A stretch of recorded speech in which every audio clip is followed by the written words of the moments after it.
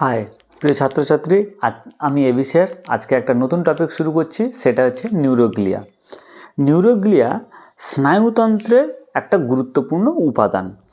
আমরা যখন স্নায়ুতন্ত্রের ডেফিনেশন পড়েছিলাম, সেখানে আমরা বলেছিলাম যে স্নায়ুতন্ত্রের গঠনগত উপাদান হিসেবে দুটো মূল জিনিস থাকে, একটা হচ্ছে কি নিউরন আর একটা হচ্ছে কি নিউরোগ্লিয়া।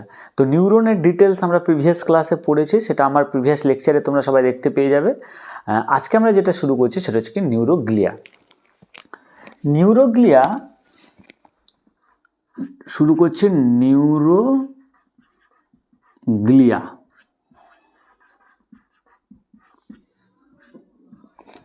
এই গ্লিয়া কথার অর্থ গ্লু। গ্লু গ্লু মানে কি? আঠা। এখন এই যে আঠা কেন বলছি আমি, না নিউরোগ্লিয়া কোষগুলো নিউরনকে ধরে রাখে। যখন আঠা কোনো জিনিসকে ধরে রাখে, সেরকম নিউরোগ্লিয়া কী করে? নিউরনকে ধরে রাখে। সেই জন্য নিউরোগ্লিয়ার কাজ হচ্ছে কি ধারক কোষ হিসেবে কাজ করে। ঠিক আছে, আমরা একটা একটা করে ডিটেলসে পড়বো। তাহলে আমরা প্রথম কথা হচ্ছে কি নিউরোগ্লিয়া কী, না স্নায়ুতন্ত্রের একটা গুরুত্বপূর্ণ গঠনগত উপাদান হচ্ছে কি নিউরোগ্লিয়া। তাহলে আমি যদি এক কথায় লিখি, তাহলে নিউরোগ্লিয়া কি? নিউরোগ্লিয়া হচ্ছে কি স্নায়ুতন্ত্রের একটি গুরুত্বপূর্ণ গঠনগত উপাদান। ঠিক আছে,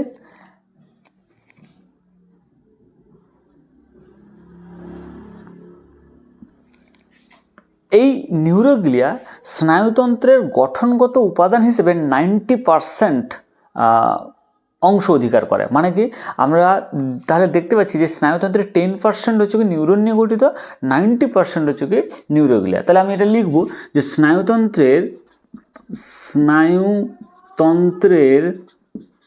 90% অংশই নিউরোগ্লিয়া।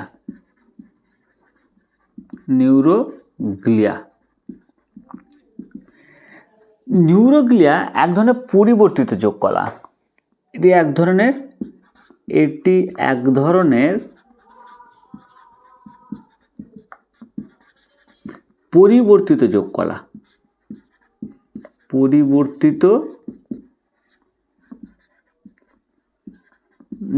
কলা। ঠিক আছে,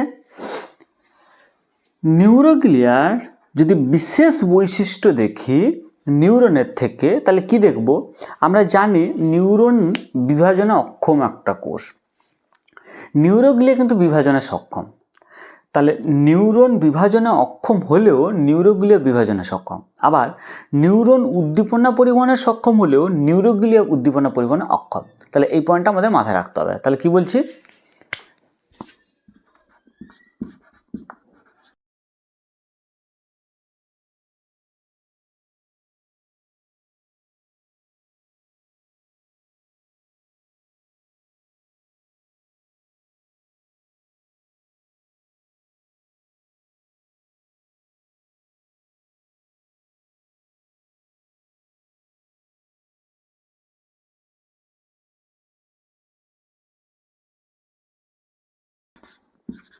পরিবহনে সক্ষম।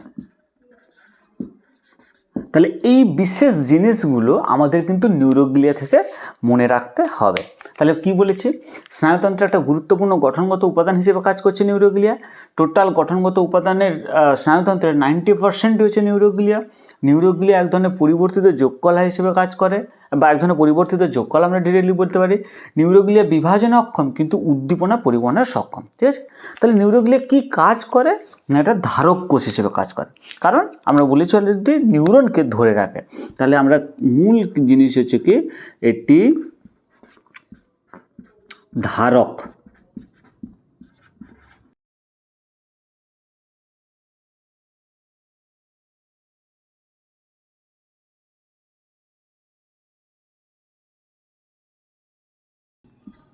কাজ করে। ঠিক আছে, নিউরোগ্লিয়া 3 রকমের হয়। তাহলে আমরা যদি নিউরোগ্লিয়ার প্রকারভেদ দেখি, এর প্রকারভেদ এটা অ্যাকচুয়ালি 3 রকমের হয়। কি কি? একটাকে বলে অ্যাস্ট্রোসাইট,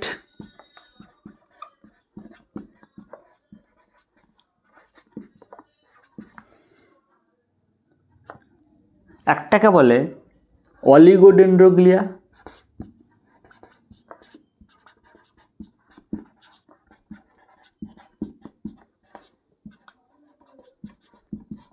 আর একটাকে বলে মাইক্রোগ্লিয়া।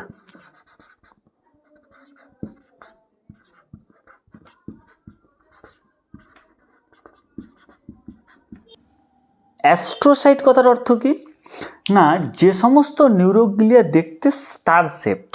স্টার শেপড মানে কি, একটা কোষ দেহ রয়েছে তার, এবং কোষ দেহ থেকে এরকম প্রবর্ধক বেরোয়, কোষ দেহ থেকে এরকম প্রবর্ধক বেরোয়, যেগুলো দেখতে কিরকম স্টার শেপড।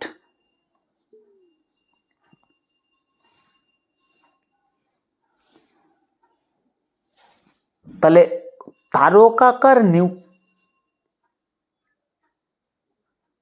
তারকাকার নিউরোগ্লিয়াকে আমরা কি বলবো? অ্যাস্ট্রোসাইট। অলিগোডেন্ড্রোগ্লিয়া কাকে বলে? অলিগো কথার অর্থ ফিউ, ফিউ মানে কিছু। তার মানে যে সমস্ত নিউরোগ্লিয়ায় প্রবর্ধকের সংখ্যা কম বা কিছু পরিমাণ থাকে তাদেরকে আমরা কি বলবো? অলিগোডেন্ড্রোগ্লিয়া। তার ছবি দেখি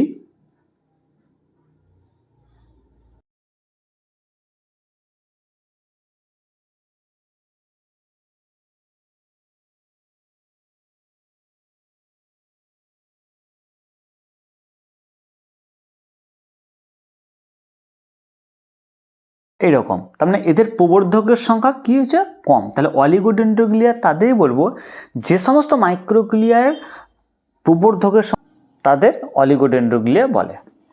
মাইক্রোগ্লিয়া মানে কি? মানে যাদের ক্ষুদ্র ক্ষুদ্র প্রবর্ধক থাকে।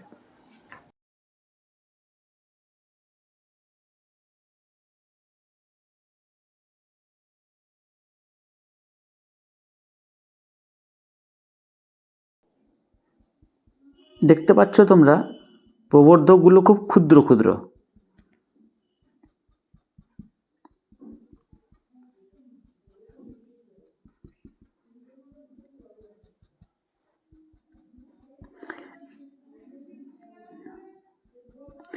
এই রকম নিউরোগ্লিয়াগুলোকে আমরা কি বলছি? মাইক্রোগ্লিয়া। ঠিক আছে, তাহলে মাইক্রোগ্লিয়াকে আমরা 3 ভাগে ভাগ করছি, অ্যাস্ট্রোসাইট, অলিগোডেন্ড্রোগ্লিয়া, মাইক্রোগ্লিয়া। তোমরা যদি সাঁতরার বই পড়ো তাহলে এখানে তোমরা 3 রকমের প্রকারভেদ পাবে।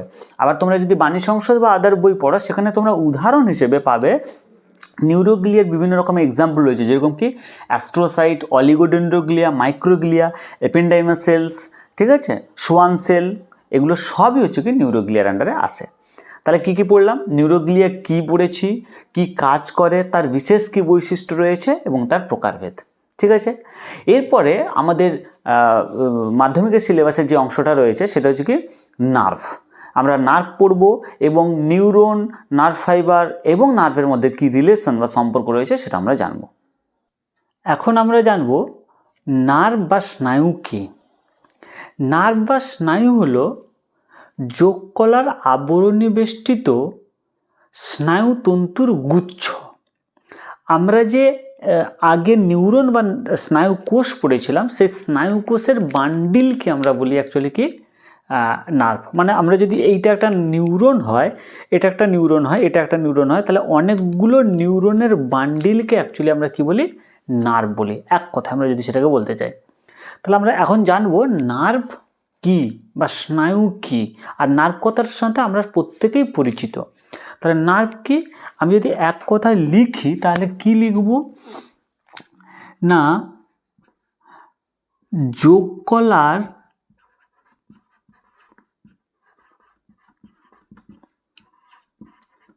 আবরণী বেষ্টিত স্নায়ু তন্তু গুচ্ছ কে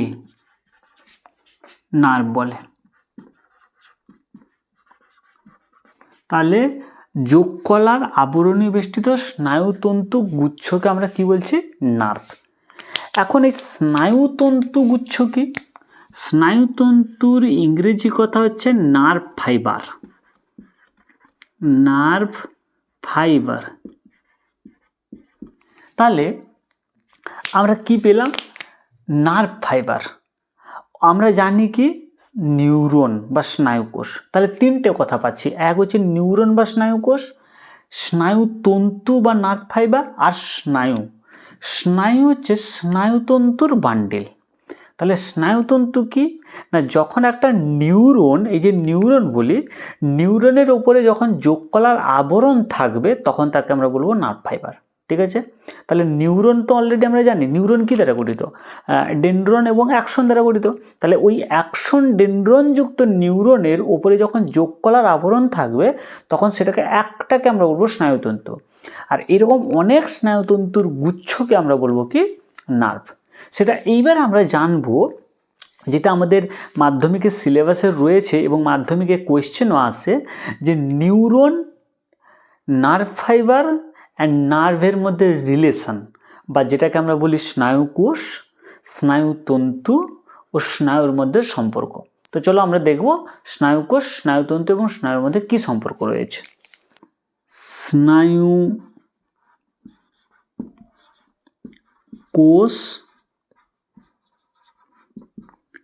স্নায়ু ও স্নায়ুকোষ, স্নায়ুতন্তু ও স্নায়ু মধ্যে সম্পর্ক, বা যেটাকে ইংরেজিতে বলি আমরা নিউরন,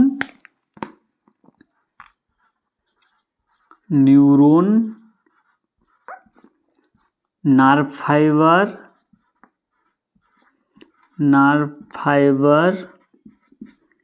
অ্যান্ড নার্ভ, এদের মধ্যে কি রিলেশন রয়েছে। তো তার জন্য আমি একটা সুন্দর ছবি এঁকেছি, তোমরা একটু ভালো করে দেখো। এই যে ছবিটা এঁকেছি আমরা দেখতে পাচ্ছি এটা একটা নিউরনের ছবি আঁকা রয়েছে।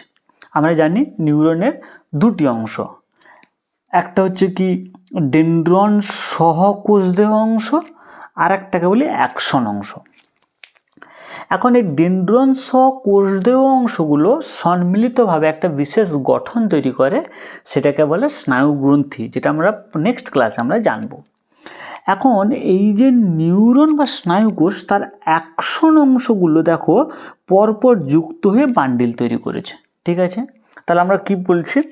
তাহলে প্রথমে আমরা যদি বলি তাহলে স্নায়ুকোষ কি না, স্নায়ুতন্ত্রের গঠনগত কার্যগত একককে আমরা বলছি কি স্নায়ুকোষ। ঠিক আছে? আমরা জানি অলরেডি স্নায়ুতন্ত্রের গঠনগত উপাদান দুটো থাকে, একটা হচ্ছে কি নিউরোগ্লিয়া অ্যান্ড নিউরন। তাহলে নিউরন হচ্ছে কি একটা গঠনগত উপাদান এবং তার পরিমাণ থাকে প্রায় 10% মতো। পরিষ্কার? তাহলে নিউরন বা স্নায়ুকোষ সম্পর্কে আমরা বুঝে গেছি। এখন এই যে স্নায়ুকোষ দেখতে পাচ্ছ, স্নায়ুকোষ যখন যোগকলার আবরণে বেষ্টিত হবে, আমরা এখানে অলরেডি মেনশন করেছি, তাহলে আমি এটাকে যদি পয়েন্টিং করি তাহলে এটা হচ্ছে কি স্নায়ুকোষ,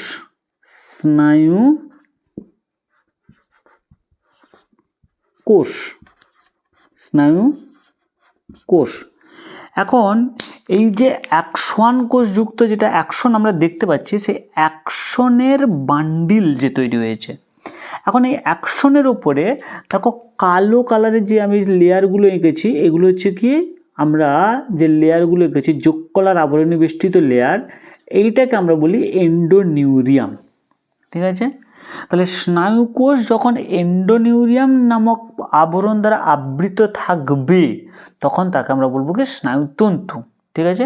তাহলে আমরা তখন কি বলবো? স্নায়ুতন্তু। তাহলে আমরা যদি এটাকে পয়েন্ট করি তাহলে এটাকে আমরা বলছি কি স্নায়ুতন্তু। তাহলে এটা হচ্ছে কি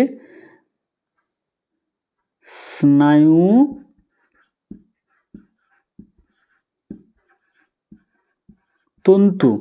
যার মেমব্রেনটার নাম কি, পর্দাটার নাম কি, আমরা বলবো এন্ডোনিউরিয়াম।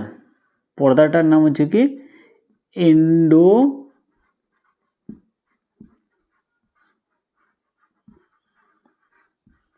নিউরিয়াম। তাহলে আমরা কি বললাম, স্নায়ুকোষ পড়লাম। স্নায়ুকোষ যখন যোগকলার আবরণে বেষ্টিত হবে তখন তাকে আমরা স্নায়ুতন্তু বলবো। স্নায়ুতন্তু যে পর্দা দ্বারা আবৃত থাকবে তাকে আমরা বলবো কি এন্ডোনিউরিয়াম। ঠিক আছে, এই এন্ডোনিউরিয়াম সম্মিলিত, তাহলে আমরা কি দেখছি, এই যে এন্ডোনিউরিয়াম সমন্বিত একাধিক নার্ভ তন্তু পরপর যুক্ত হয়েছে, যে দিয়ে যে বান্ডেলটা তৈরি করেছে সেই বান্ডেলটাকে আমরা কি বলি, ফ্যাসিকল। কি বলি, ফ্যাসিকল। তাহলে এইটা হচ্ছে কি একটা ফ্যাসিকল,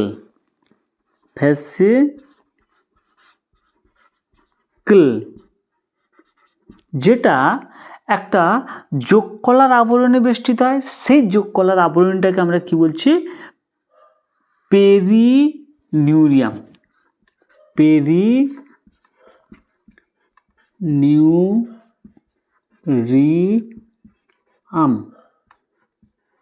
তাকে বলছি পেরিনিউরিয়াম। তাহলে কি বুঝলাম, তাহলে আমরা বলেইছি অলরেডি স্নায়ুতন্ত্রের গঠনগত কার্যগত একক হচ্ছে নিউরন বা স্নায়ুকোষ। স্নায়ুকোষের যখন যোগকলার আবরণে বেষ্টিত হবে তখন তাকে আমরা বলবো কি স্নায়ুতন্তু, আর স্নায়ুতন্তুর এই যে যোগকলার আবরণ রয়েছে তাকে আমরা বলছি কি এন্ডোনিউরিয়াম, বা আমরা এক কথা বলতে পারি এন্ডোনিউরিয়াম নামক আবরণে বেষ্টিত যে গঠন তাকে আমরা বলছি কি স্নায়ুতন্তু বলতে পারি। ঠিক আছে, তাহলে অসংখ্য স্নায়ুতন্তু পরপর যুক্ত হয়ে যে বান্ডেল তৈরি করেছে তাকে আমরা বলছি কি ফ্যাসিকল, এবং এই ফ্যাসিকল যে যোগকলার আবরণে বেষ্টিত হয় তাকে বলা হয় পেরিনিউরিয়াম। ঠিক আছে, এরকম অনেকগুলো ফ্যাসিকল পরপর যুক্ত হয়েছে। তাহলে এই যে ব্লু কালারের যে গঠনটা, তাহলে এটা একটা ফ্যাসিকল, এটা একটা ফ্যাসিকল, এটা একটা ফ্যাসিকল। তাহলে অনেকগুলো ফ্যাসিকল যখন পরপর যুক্ত হবে তখন তাকে আমরা বলবো কি নার্ভ। তার মানে টোটাল এই গঠনটাকে আমরা বলবো কি, এই যে টোটাল গঠনটা এটা হচ্ছে একটা নার্ভ। কি বলছি, নার্ভ। এখন এই নার্ভের যে একদম আউটার যে কাভারিং যোগকলার আবরণ তাকে আমরা বলছি কি এপিনিউরিয়াম। কি বলছি, তার মানে এইটাকে আমরা বলছি কি এপিনিউরিয়াম। এপিনিউরিয়াম।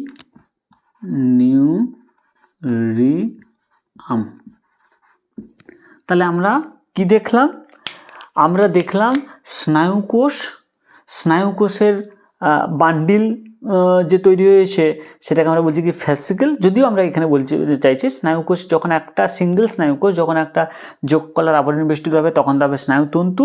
স্নায়ুতন্তুর যে বান্ডেল তৈরি হয়েছে সেটা হচ্ছে ফ্যাসিকল, এবং ফ্যাসিকলগুলো অনেকগুলো ফ্যাসিকল পরপর যুক্ত হয়ে যে বান্ডেল তৈরি করেছে তাকে আমরা নার্ভ বলি। তাহলে আমরা যদি আমরা ফ্লো ডায়াগ্রামে লিখি তাহলে কি দেখতে পাচ্ছি, প্রথমে দেখলাম স্নায়ুকোষ, তারপরে দেখলাম স্নায়ুকোষের পরে দেখছি কি স্নায়ুকোষ যখন যোগকলার আবরণে বেষ্টিত হবে তখন তাকে আমরা বলবো স্নায়ুতন্তু। এখন স্নায়ুতন্তুর যে বান্ডিল সেটাকে আমরা বলবো কি ফ্যাসিকল। আর ফ্যাসিকলের যে বান্ডিল তাকে আমরা বলবো কি নার্ভ। কি বলবো, নার্ভ। এবারে যদি দেখি তাহলে স্নায়ুতন্তুটা যে যোগকলার আবরণে বেষ্টিত হয়েছে সেটাকে আমরা কি বলছি, এন্ডোনিউরিয়াম। কি বলছি, এন্ডোনিউরিয়াম। ফ্যাসিকলটা যে যোগকলার আবরণে বেষ্টিত হয়েছে তাকে বলা হয় পেরিনিউরিয়াম।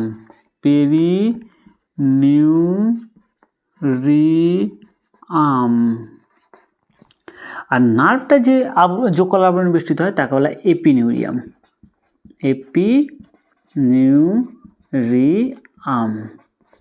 ঠিক আছে, তো টোটাল আমরা দেখলাম এখন নিউরন, নার্ভ ফাইবার এবং নার্ভের মধ্যে কি রিলেশন রয়েছে। এটা 3 মার্কের তোমাদের কোয়েশ্চেন আসে, তোমাদেরকে এই চিত্র একটা অঙ্কন করতে হবে এবং এটাকে এক্সপ্লেন করে দিতে হবে। এখানে শুধুমাত্র ডেফিনেশনগুলো লিখে দিলেই এবং চিত্রটা এঁকে দিলেই যথেষ্ট। ঠিক আছে, এবারে আমরা জানবো এই যে নার্ভ, এই নার্ভ কত প্রকার। ঠিক আছে, মানে অ্যাকচুয়ালি আমরা কার্য অনুসারে নার্ভকে 3 ভাগে ভাগ করি, সেগুলো আমরা পড়ব। এখন জানবো নার্ভের প্রকারভেদ বা স্নায়ুর প্রকারভেদ। স্নায়ুকে কার্য অনুসারে আমরা স্নায়ুকে 3 ভাগে ভাগ করি। যেরকম আমরা কার্য অনুসারে নিউরনকে আমরা 3 ভাগে ভাগ করেছিলাম, সেখানে আমরা দেখেছিলাম নিউরন 3 প্রকার হয়। যে একটাকে বলেছিলাম আমরা সংজ্ঞাবহ নিউরন, আর একটাকে বলেছিলাম আজ্ঞাবহ নিউরন, আর একটাকে বলেছিলাম অ্যাডজাস্টার নিউরন। একই রকমভাবে কার্য অনুসারেও আমরা নার্ভকে আমরা 3 ভাগে ভাগ করি। কি কি? অ্যাফারেন্ট নার্ভ, ইফারেন্ট নার্ভ এবং হচ্ছে কি মিক্সড নার্ভ, বা যেটাকে আমরা বলি অন্তর্বাহী স্নায়ু, বহির্বাহী স্নায়ু এবং হচ্ছে কি মিশ্র বা মিক্সড স্নায়ু। তো তাহলে স্নায়ু 3 প্রকার।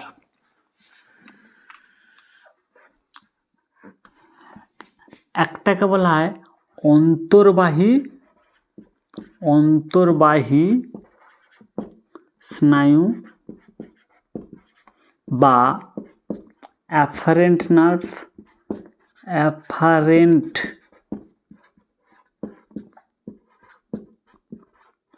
নার্ভ, একটাকে বলা হয় বহির্বাহী স্নায়ু বা ইফারেন্ট নার্ভ,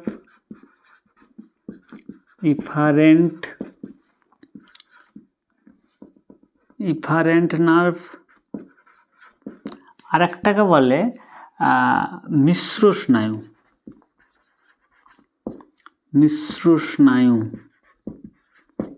বা মিক্সড নার্ভ।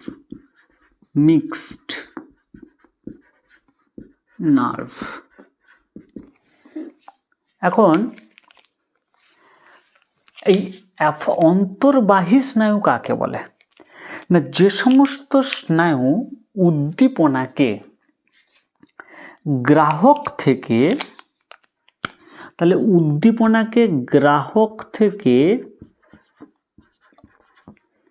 কেন্দ্রীয় স্নায়ুতন্ত্র বা সেন্ট্রাল নার্ভাস সিস্টেমে নিয়ে আসে। কাকে? উদ্দীপনাকে। তাহলে আমরা ডেফিনেশনে কি লিখব?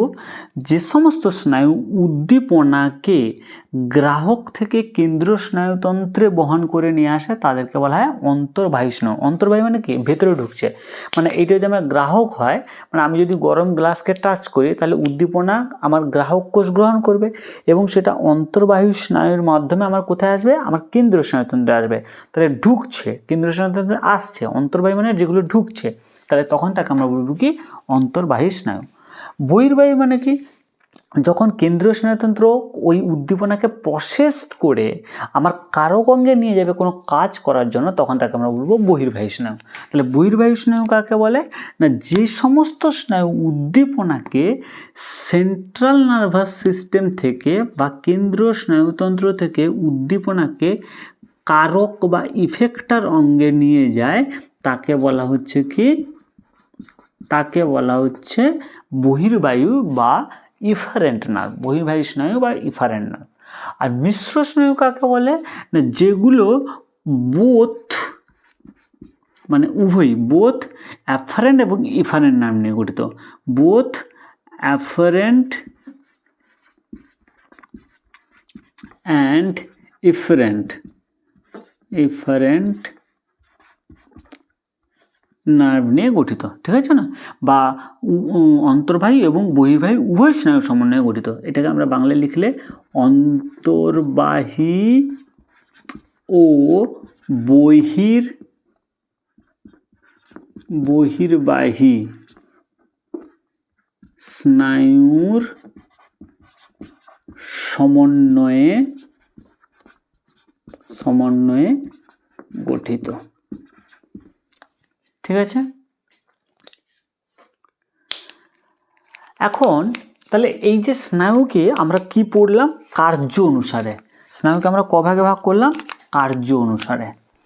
এটাকে আমরা ভাগ করলাম কার্য অনুসারে।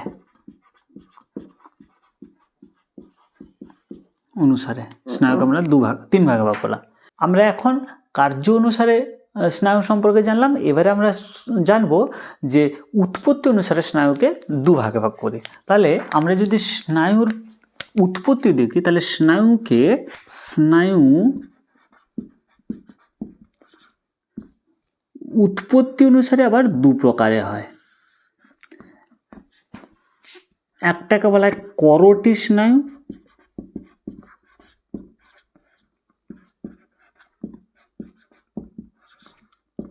বা ক্র্যানিয়াল নার্ভ, আরেকটাকে বলা হয় সুষুম্না স্নায়ু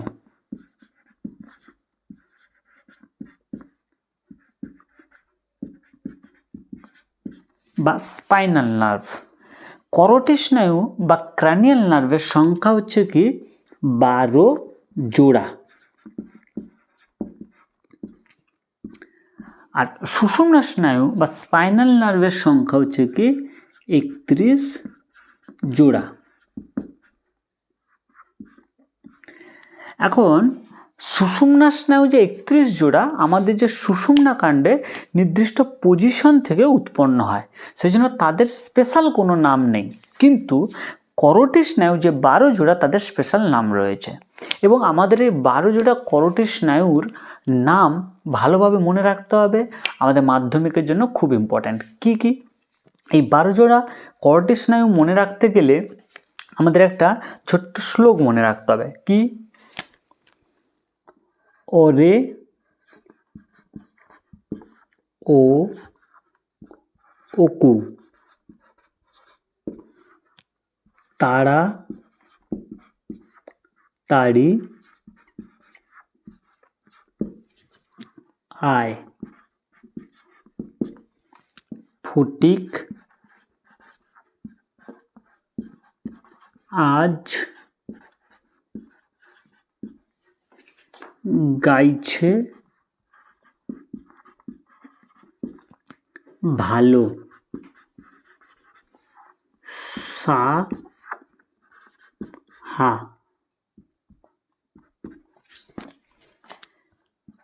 তাহলে আমরা 12 জোড়া করোটি স্নায়ুর নাম মনে রাখার জন্য আমাদের এই কথাটা মনে রাখতে হবে। কি? এখানে একটা ক্যারেক্টার্স রয়েছে ওকু, ওকু বলে কেউ যাকে বলা হচ্ছে ওরে ও ওকু তাড়াতাড়ি আয়। ফটিক বলে কোনো একটা ক্যারেক্টার, সে হচ্ছে কি খুব সুন্দর গাইছে ভালো, সাহা। তো তাহলে এটা কি এখান থেকে আমরা 12 জোড়া করোটি স্নায়ু বের করব। কি কি? ওরে এই কথাটা থেকে প্রথমে আসে অলফ্যাক্টরি,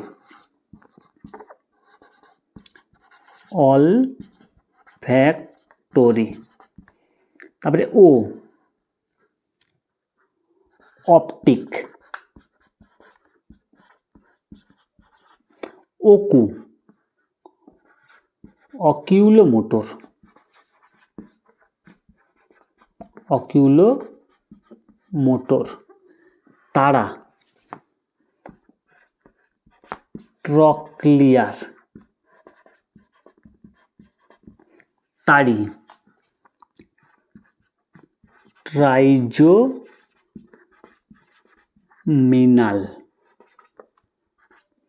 আয় অ্যাবডুসেন্স, ফটিক ফেসিয়াল, আজ অডিটরি, গাইছে গ্লসোফ্যারেঞ্জিয়াল,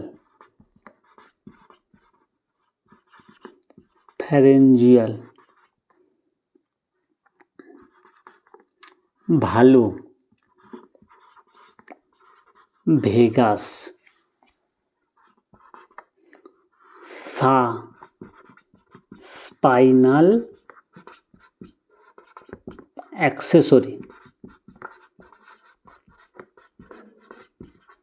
হা হাইপোগ্লসাল,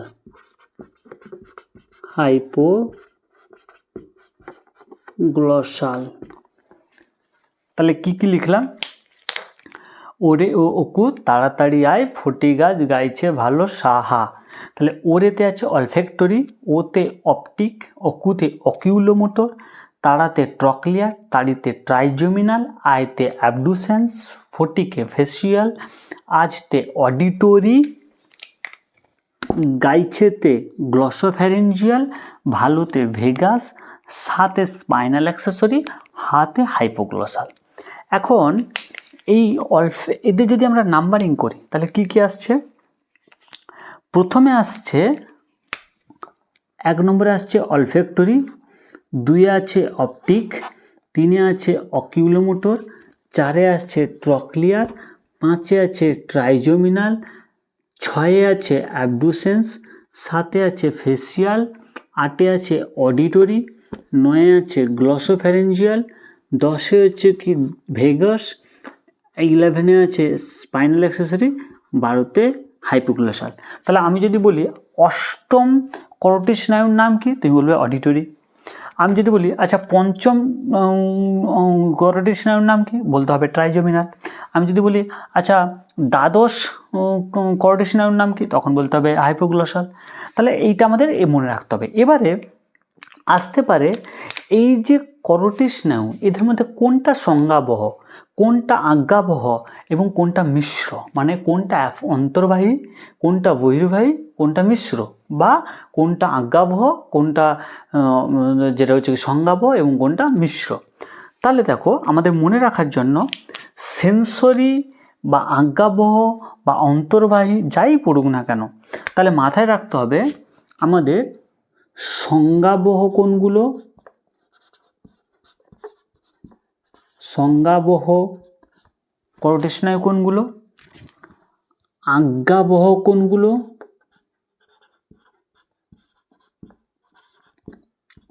আর মিশ্র কোনগুলো, মিশ্র কোনগুলো। তাহলে দেখো আমাদের মনে রাখতে হবে সংজ্ঞাবহ কোনগুলো, 128 সংজ্ঞাবহ মনে রাখতে হবে 128। 128 মানে 1 নম্বর, 2 নম্বর এবং 8 নম্বর। তাহলে 1 নম্বরে অলফ্যাক্টরি, 2 নম্বরে হচ্ছে কি অপটিক এবং 8 নম্বরে অডিটরি। এই 128টা হচ্ছে কি সংজ্ঞাবহ। তাহলে 1 2 8 হচ্ছে সংজ্ঞাবহ। মিশ্র কোনগুলো, 5 7 9 10। তাহলে 5 6 বাদ 7, 8 বাদ 9 এবং 10, এইগুলো হচ্ছে কি মিশ্র।